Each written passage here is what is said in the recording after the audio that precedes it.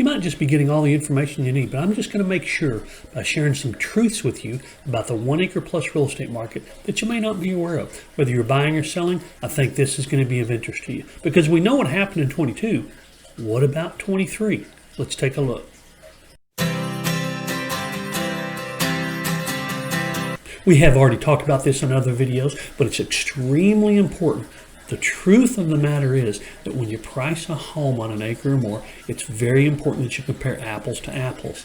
And it's very challenging for someone who's not immersed in the 1 acre plus market to know which homes to choose for comparables because they can't see those homes. Now, if you talk to an agent, and I've said this before as well, who has actually seen homes that are on the market that compete with yours, you're talking to a real pro because very few agents even do that. But they can't see the homes that have sold because they're already closed and have new owners living in them.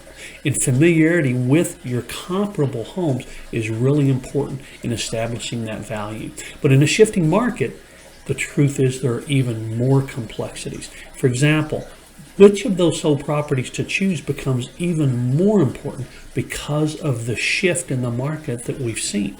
Now, we're still changing some, but it's very subtle. As a matter of fact, I've got a month by month statistical analysis that goes way back that shows right when the shift started taking place and what we've seen during the shift that we've experienced. And knowing the properties that will be viable to support your value is really, really important. The added complexities in addition to the normal ones include adjustments for time. A lot of agents aren't aware of how to adjust for timing in the market. Some agents are aware of how to adjust for different things, but timing is a little more challenging because you actually have to do the data and the math to support that. And that's what appraisers do.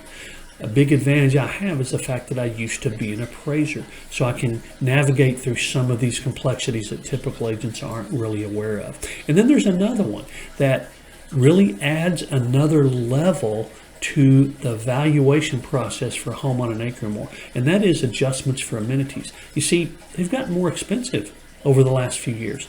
If you have a terrific workshop on your property, for example, that's a bigger plus than even it was a few years ago because that's more expensive to build now than it was a few years ago. The same goes for other things like fencing, dramatically more expensive than it used to be only a short while back. So adjustments for appropriate amenities and what those values are to today's buyers is another important area. And the truth is that these parts of the valuation process in the 2023 market are going to be very important to be aware of and to take into account when placing a value on a home on an acre or more. I'm going to throw a couple things out that I've talked about before, but I think they're really important.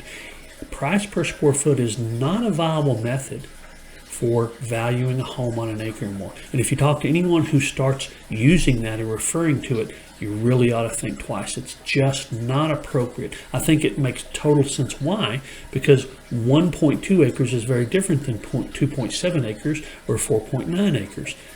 And the price per square foot has to do with the house. It's a very different type of valuation than a subdivision type situation. And another one is how you price the house, the number you use. Walmart pricing, gas station pricing is not viable anymore.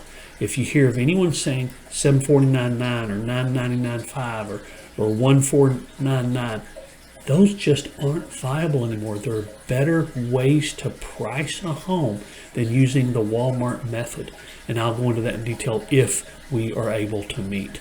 Bottom line is that there are several truths to what's going on in the market now and in 2023 that you want to be very familiar with, because the expertise in valuing your home and in marketing your unique home on an acre or more is more important than it's ever been.